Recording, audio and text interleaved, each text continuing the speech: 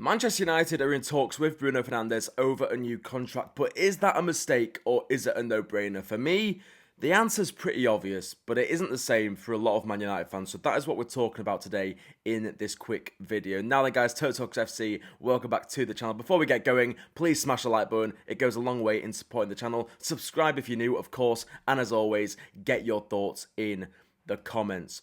Let's get straight into this. This is from The Athletic. Last night, Man United in contract talks with Bruno Fernandes. Now, yesterday, there was a wave of transfer talk about Bruno Fernandes that came out. Galatasaray seemingly making a push to sign him, and Man United have reacted. Man United are in contract talks with Bruno Fernandes amid the player receiving a lucrative proposal from Galatasaray. Galatasaray offered Bruno a £17 million a year contract, but Bruno Fernandes wants to remain at United and is in discussions over a new deal. His existing terms run out at the end of this season, but there is an option of an additional 12 months. So it does make sense timing-wise that Man United would be in talks with Bruno over a new contract now. Now, Bruno did have a €65 million release clause, around, I think, is that like £53 million? Only open to foreign clubs earlier this summer. That has now expired, so no club can trigger his release clause. It will be interesting to see if there's a release clause in this new contract. But United are not open to selling Bruno Fernandes after the expiration of that clause and maintain they have not received any contact from clubs over the Portugal international. Obviously, last year as well, Bruno, subject of major interest from Al Hilal, and he basically said, listen, if Man United don't want me, if Man United want to cash in, I'll leave, but I want to stay. And he stayed. So that's the news. Bruno Fernandes in talks over a new contract at Manchester United. And this came out a similar time to when I was doing my live show last night, and a lot of people were saying, let's cash in on Bruno. Like, what are we doing? 31-year-old. He's basically in a care home. Cash in. My answer to that is absolutely ludicrous. If there is any Man United fan watching this right now, any Man United fan on the planet who genuinely believes that the best thing to do here would be to cash in on Bruno Fernandes rather than give him a new contract, you have lost your mind. You have absolutely lost your mind.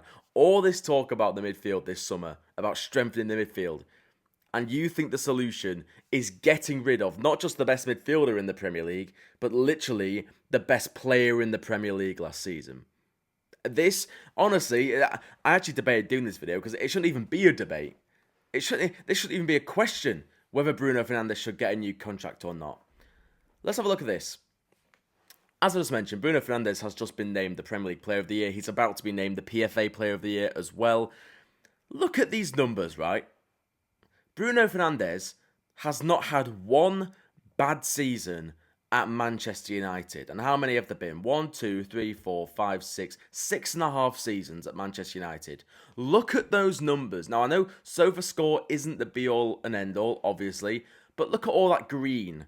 Look at just the relentless world-class consistency. Look at the numbers. Last season, 31 goal involvements in 37 games. That is an absolute joke. The season before that, 37 goal involvements, 28 goal involvements, 27 goal involvements, 23 goal involvements. Look at that 2021 season, 46 goal involvements. Bruno Fernandes is an absolute machine, and any club in European football would be lucky to have him. And I cannot understand the Man United fan base sometimes. Why do we think we are above that in our current situation? Because I got something else to show you as well. This is United's current midfield. Look at the state of that. Look at the state of that. We all know we need a third midfield signing, and I hope we do get one. I think we will get one before the deadline, but the clock's ticking. Right now, I know Bruno Fernandes is technically an attacker because you could say Shea Lacey is basically his cover or Joshua Zirkzee his cover. I do understand that. But Bruno Fernandes, Kobbie Mainoo, Youri Tielemans, Andre Santos, they're technically our only options in that midfield three this season. Mason Mount's injured. Sounds like he's going to be injured for the start of the season. Mason Mount, he hasn't been training today. So what was a precaution against PSG is going to rule him out for the start of the season. Who would have thought that? Me. That's who. Manuel Ugarte's missing most of the season. And then you've got the Fletcher brothers, who clearly aren't ready for this level yet, and Toby Collier's about to leave permanently. So when you look at that, a midfield exit like Bruno Fernandes shouldn't even be in the question. It's as simple as that. And I do understand there is an argument to be had where you say, well, okay, Youri Tillmans is 29, Bruno Fernandes is 31. Is that really a midfield that is going to control Premier League games? But that is why we so desperately need a runner and a ground cover and a ball winner next to Youri Tillmans to make that balance. I often get comments saying, why do you hate Kobbie Mainoo? Why is Kobbie Mainoo not in your strongest 11 for the start of the season? Why is it Andre Santos instead? Because Kobbie Mainoo can cover ground, sure, but he's not a defensive midfielder. He's not a ball winner. Kobbie Mainoo is just as much an 8 as Youri Tillmans. So for the most of the season, you can't play Kobbie Mainoo next to Youri Tillmans. You can't. So we need that defensive midfield signing to help Andre Santos, and I really hope we get it. If we get it, the balance is there, because we know Bruno Fernandes. We know, I mean, you go back on this. Just look at the amount of appearances he's made in that amount of time. I think he's only missed like a handful of United games through injury. He's always available. It actually feels like when we have 2 games a week, 3 games a week, he gets better and better because there's just momentum and he's In my opinion, Bruno Fernandes absolutely should get a new contract at Manchester United. And the reasoning is as simple as it could be.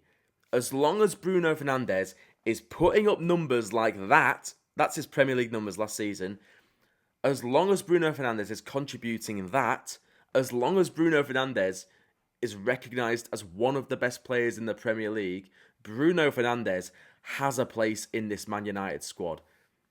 There is a bit of a FIFA-ication about football fans, in my opinion, where we see a player, we see they go over the age of 30, and we go, no, right, he's ancient, get rid of him, he can't do anything anymore, he needs some oxygen after the game. But then we see players like Luka Modric, like Toni Kroos, like Ronaldo, who have conditioned themselves throughout their career to perform at a high level until they're 40 years old.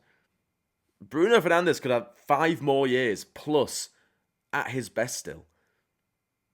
And with that in mind, it would be absolute lunacy to get rid of him. So I really hope Man United agree a new contract with Bruno Fernandes. He should be the club's highest earner. If he wants a little bit of a pay rise, it would be deserved. He is the standard. And you can tell the rest of the squad, if you want his wage, you've got to earn it. Put in the performances that he's earning, that he's putting in. That has to happen. Bruno Fernandes has to get a new contract to Man United. It sounds like it's going to happen, which I'm delighted with. And hey, let's give him a 2-year contract extension with the option of a further year. That would take him until he's 35. And then hey, if he wants to leave, join that contract, fine. We can enter negotiations with clubs. The market value there is 43 million. That's not his value. That's just the price that Galatasaray were willing to pay. But Bruno Fernandes is worth double that, if not more, with what he does on that football pitch.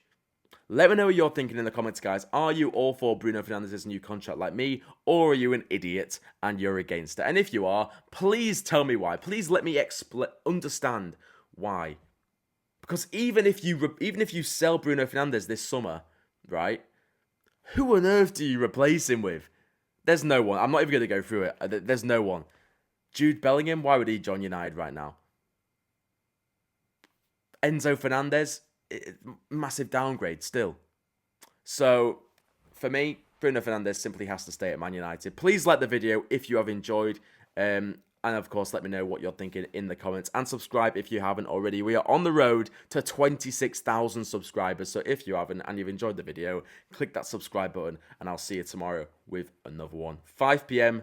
live at 5. News roundup tonight. So join me for that as well. Thank you very much for watching. I'm Alex Turk. This has been TurkTalksFC.